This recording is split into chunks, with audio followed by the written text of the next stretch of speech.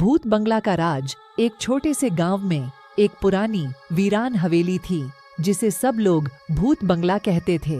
इस हवेली की कहानियों ने सबको डरा रखा था। लोग कहते थे कि रात को वहां से अजीब व गरीब आवाजें आती हैं और जो भी वहां गया कभी वापस नहीं आया।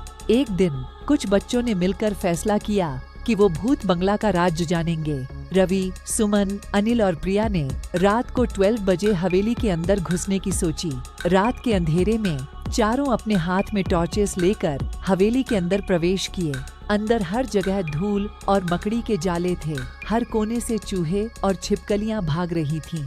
दिल की धड़कन तेज हो रही थी, पर वे आगे बढ़ते गए। अचानक एक बड़े से कमरे में उन्होंने एक पुराना रेडियो देखा जो खुद ब खुद बज रहा था। रेडियो से एक भयानक आवाज आई, तुम यहाँ क्या कर रहे हो? जल्दी भाग जाओ, वरना तुम्हारा भी वही हाल होगा जो बाकी सबका हुआ है। रवि ने हिम्मत करके आवाज का सामना किया और बोला, हम यह जानना चाहते हैं कि यहाँ क्या राज है, हम डरेंगे नहीं। तभी एक पुरानी सफेद साड़ी पहनी हुई औरत वहाँ आई। उसके बाल बिखरे हुए थे और आंखें लाल थीं। उसने कहानी बतानी शुरू की। मैं इस हवेली की रानी थी, लेकिन मेरे अपनों ने मुझे धोखा दिया और मार डाला।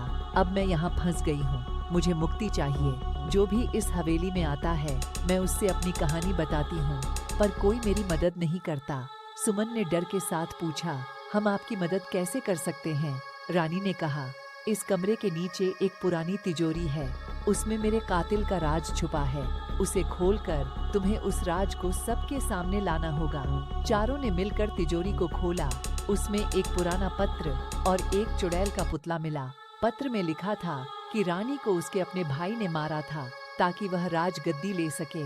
यह राज सबके सामने आते ही रानी की आत्मा को शांति मिल गई और वह गायब हो गई। चारों बच्चों ने वापस गांव जाकर सबको सच बताया। गांव वालों ने रानी के भाई को सजा दी और हवेली को तोड़कर वहां मंदिर बनवा दिया।